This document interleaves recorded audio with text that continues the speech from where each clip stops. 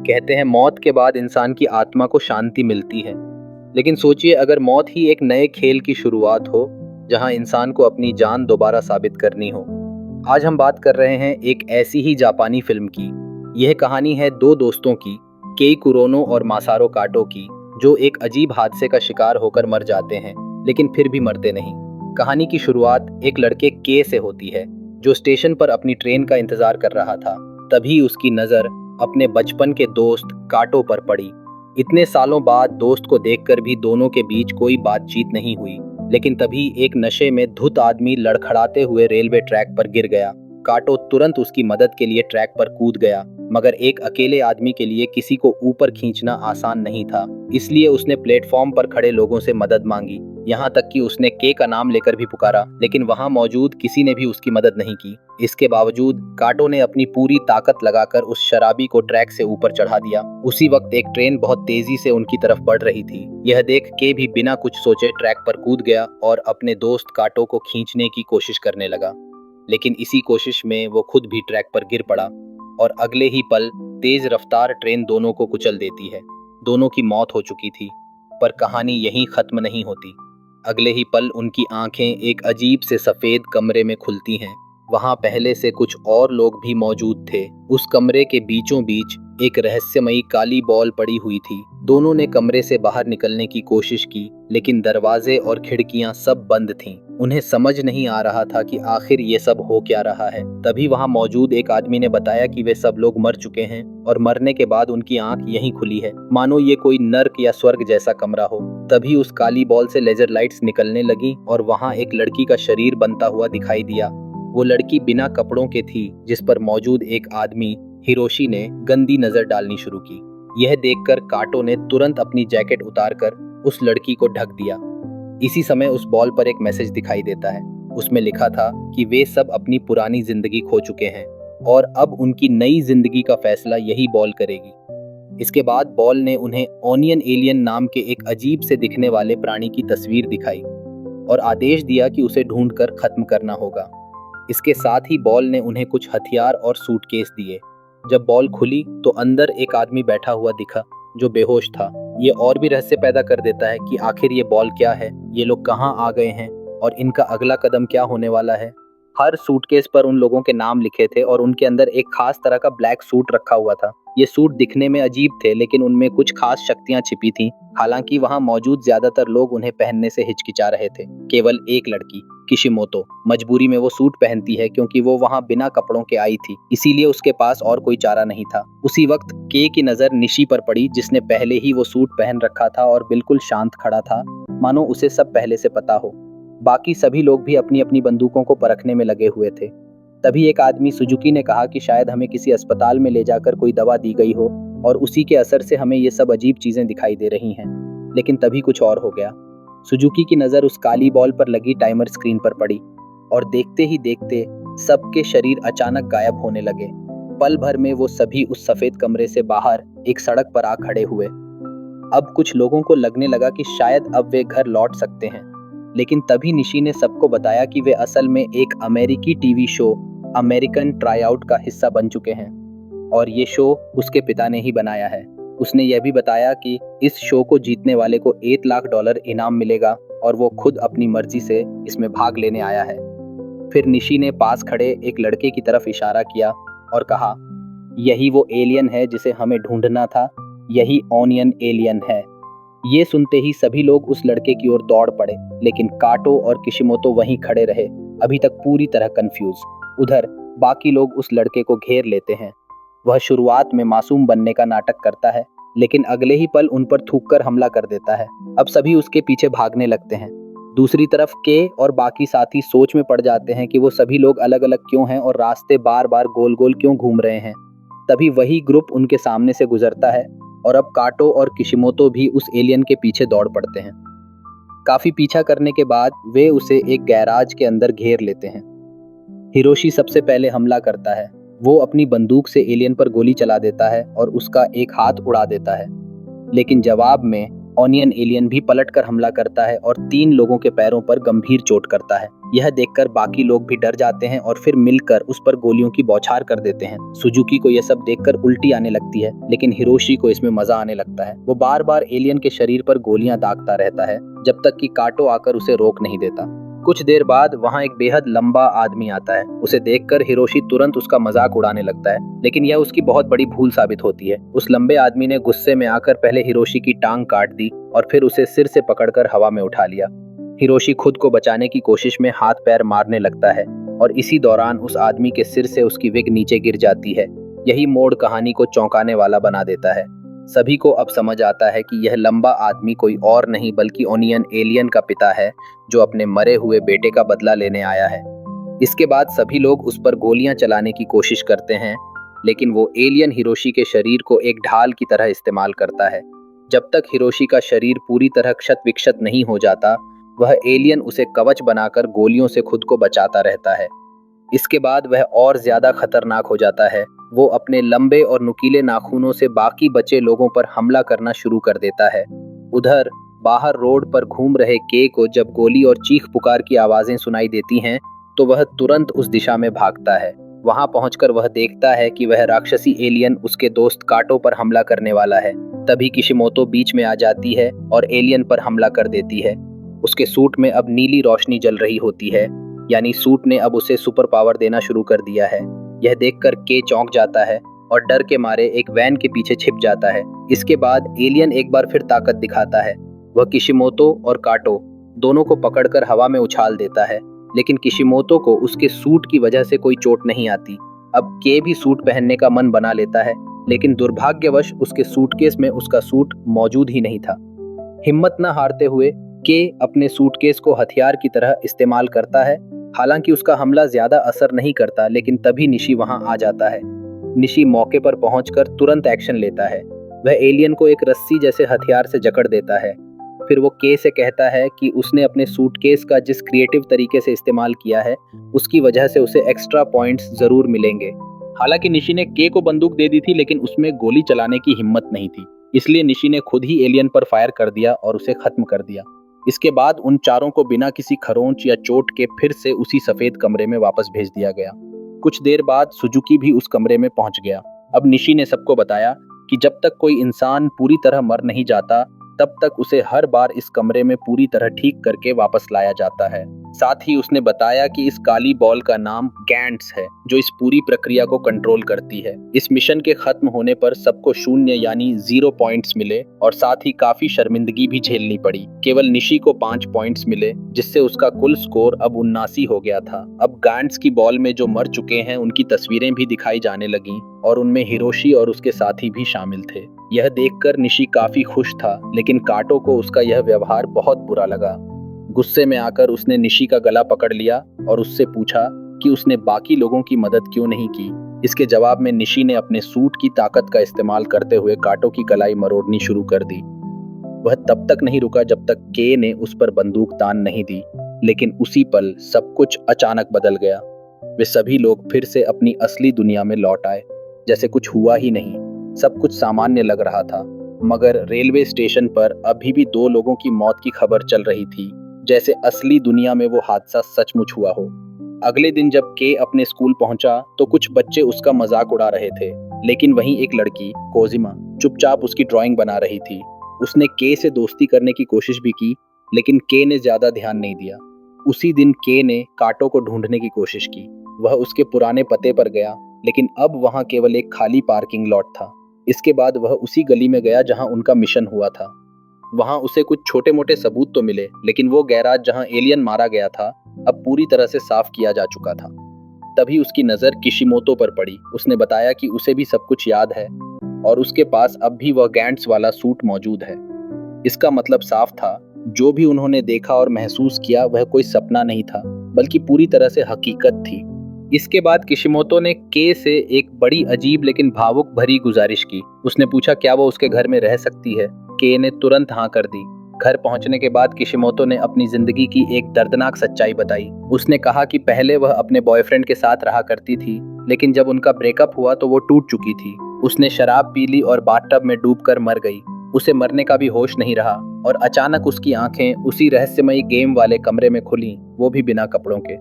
अब भी किशिमोतो के पास काटो की दी हुई जैकेट थी जिसमें उसकी डायरी रखी थी। के ने उस डायरी से काटो का नया पता ढूंढने की कोशिश की और तब उसे पता चला कि काटो अभी कुछ समय पहले ही जमानत पर बाहर आया था। उधर काटो को भी चैन नहीं था। उसे लगातार वही डरावने एलियन सपने में नजर आ रहे थे। बेचैनी में वो रात को बाथरूम चला गया, तभी उसका छोटा भाई अयुमो वहां आया और उसका हालचाल पूछा। मगर काटो ने उसे झूठी तसल्ली देकर वापस भेज दिया, क्योंकि वह अपनी परेशानी उसे बताना नहीं चाहता था। जैसे ही अयुमो वहां से गया, उसी वक्त अचानक काटो और उसके पिछले साथियों के साथ साथ 3 नए लोग फिर से उस सफेद कमरे में पहुंच गए। नए लोगों में एक औरत, एक बूढ़ी दादी और एक छोटा बच्चा शामिल थे जो डर के मारे लगातार रो रहा था। अब फिर से गेम शुरू हुआ। गैंस बॉल ने आज का नया मिशन बताया। इस बार उनका टारगेट था तनाका नाम का एलियन। इसी दौरान निशी ने सभी को एक और खौफनाक सच्चाई बताई कि इस गेम से कोई नहीं बच सकता और जितने लोग मरते हैं उनकी जगह नए लोग बुला लिए जाते हैं। यह बात सुनते ही के और काटो को समझ में आ गया कि बीते मिशन में जिन 3 लोगों को मारा गया वे सिर्फ निशी की रणनीति का हिस्सा थे, एक बलि के बकरे की तरह। लेकिन इससे पहले कि वे कुछ और सोच पाते, निशी और 2 अन्य लोग गायब होने लगे, शायद मिशन के अगले चरण के लिए। अब बाकी बचे लोगों ने डर के साथ ही अपने हथियार संभाल लिए। मिशन की शुरुआत में ही एक भयानक दृश्य हुआ। दादी और छोटा बच्चा एलियन के सामने आ जाते हैं और वह एलियन जो मजे से गाना सुन रहा था उन्हें बिना किसी हिचक के मार देता है। जब के वहां पहुंचा तो उसने उनके शव देखे और वो घबरा गया। एलियन अब भी शांत खड़ा था, मानो बाकी शिकारों का इंतजार कर रहा हो। के का हथियार और एक हाथ अब तक नहीं आया था। जैसे ही एलियन ने उस पर हमला किया, के अपने ब्लैक सूट की बदौलत बच गया और जैसे तैसे उसने बंदूक से पलटवार किया। उसका निशाना सीधे एलियन के रेडियो पर पड़ा, जिससे उसका म्यूजिक डिवाइस टूट गया और इसी के साथ एलियन भयंकर गुस्से में आ गया। एलियन से लड़ाई अब और भी खतरनाक मोड पर पहुंच चुकी थी। एलियन ने एक जोरदार हमला कर निशी को इनविजिबल मोड से बाहर लाने की कोशिश की। हमला इतना शक्तिशाली था कि निशी एक वेंट से नीचे गिर गया। तभी एलियन ने उसके ऊपर चढ़कर उस पर इतनी जोर से हमला करना शुरू किया कि उसका सूट भी टूट गया। उसी वक्त काटो ने बीच में कूदकर एलियन को रोकने की कोशिश की। दोनों जमीन पर गिरे और एलियन ने दोबारा लाइट अटैक से हमला करने की कोशिश की, लेकिन इस बार काटो ने अपने सूट की ताकत से उसे हवा में उठा दिया। इस बीच के निशी के पास पहुंचा और उसे मरता हुआ पाया। निशी ने आखिरी सांसें लेते हुए के से कहा, 100 पॉइंट्स कमाकर मुझे दोबारा जिंदा कर देना, और इसके बाद वह दम तोड़ देता है। उधर एलियन ने अब किशिमोतो पर हमला करने की कोशिश की, लेकिन ऐन वक्त पर काटो ने फिर से उसकी जान बचा ली। वहीं के उस एलियन पर गोली चलाना चाहता था, लेकिन वह बहुत करीब था और उसके दोस्त भी उसके पास थे, जिससे फायरिंग करना रिस्की हो जाता। एलियन जैसे ही काटो को शूट करने वाला था, किशिमोतो ने उस पर पाइप से हमला कर दिया। एलियन गुस्से में आकर किशिमोतो पर हमला करता है और उसे उठाकर सीधे के की तरफ फेंक देता है। इसके बाद एलियन खुद भी के पर हमला करने भागता है, लेकिन सूट की पावर की मदद से के उसे हवा में उछालकर छत की तरफ फेंक देता है। जब एलियन फिर से हमला करने आता है तो के उस पर लगातार मुक्के बरसाने लगता है। एलियन ने जब के पर एक घातक एनर्जी अटैक की तैयारी की, तभी के ने बंदूक उसके मुंह में डालकर सीधे फायर कर दिया और एलियन के शरीर के छोटे छोटे टुकड़े हवा में उड़ गए। मिशन पूरा होते ही सभी फिर से सफेद कमरे में लौट आते हैं। इस बार सिर्फ के को 7 पॉइंट्स मिलते हैं, बाकियों को कुछ नहीं। गैट्स उन्हें बताता है कि जब कोई 100 पॉइंट्स हासिल कर लेता है तो उसे 2 विकल्प मिलते हैं, या तो वह किसी मरे हुए को जिंदा कर सकता है या फिर किसी की याददाश्त मिटाकर उसे सामान्य जिंदगी में लौटा सकता है। अगली सुबह के की आंख खुलती है तो वह अभी भी सूट पहने होता है। अब वो इसकी ताकतों को और गहराई से समझना चाहता था, इसलिए वह साधारण कपड़ों से सूट को छुपाकर पूरे शहर में उसकी प्रैक्टिस करता है। उसी शाम कोजिमा का फोन आता है। वह के को कॉफी पर बुलाती है और खुद का बनाया हुआ उसका स्केच उसे दिखाती है। बातचीत के दौरान के उसे बताता है कि बचपन में वह काटो को गुंडों से बचाता था। उधर किशिमोतो काटो से मिलने आती है ताकि उसकी जैकेट वापस कर सके। तब काटो उसे बताता है कि वह अपने पिता की हत्या के आरोप में जेल गया था, क्योंकि उसका पिता नशे में उसके छोटे भाई को बुरी तरह पीटता था। शाम को काटो न्यूज़ देख रहा होता है, जिसमें गैराज में हुई तबाही की जांच की बात हो रही थी। उसी वक्त उसका भाई अयुमो उसे बताता है कि उसे कुछ दिनों से अजीब सपने आ रहे हैं, जिनमें उसका भाई गायब हो जाता है। काटो उसे दिलासा देता है कि वह कहीं नहीं जाएगा, लेकिन उसी रात एक बार फिर सभी लोग सफेद कमरे में पहुंचा दिए जाते हैं। इस बार वहां कुछ नए चेहरे होते हैं और मिशन होता है। इल टेम्पर्ड नामक एलियन को खत्म करना। मिशन मिलते ही काटो सभी को सूट पहनने को कहता है, लेकिन एक पादरी वहां मौजूद होता है जो कहता है कि वह किसी की हत्या जैसा पाप नहीं करेगा। इस पर बहस छिड़ जाती है, लेकिन जैसे जैसे लोग टेलीपोर्ट होते हैं बहस अपने आप खत्म हो जाती है। अब सभी लोग एक म्यूजियम में पहुंचते हैं जहां दो बड़े बड़े स्टैचू खड़े थे। उन्हीं में से एक असली एलियन था।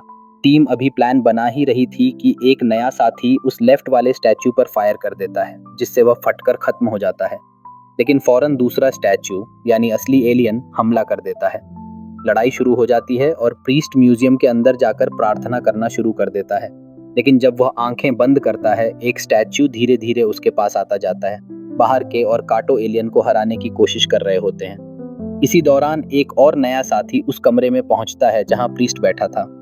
के सबको चिल्लाकर वहां से दूर जाने को कहता है और खुद स्लाइड करते हुए एलियन पर हमला करता है। उसका एक हिस्सा फट जाता है और जाकर नए साथी पर गिरता है। अब स्टैच्यू काफी कमजोर हो चुका था। के ने सीधा उसके चेहरे पर फायर किया और अंततः उसे खत्म कर दिया। वह खुद अपनी परफॉर्मेंस से काफी खुश था, लेकिन काटो उतना खुश नहीं था, क्योंकि इस पूरी लड़ाई में उनका एक साथी मारा गया था।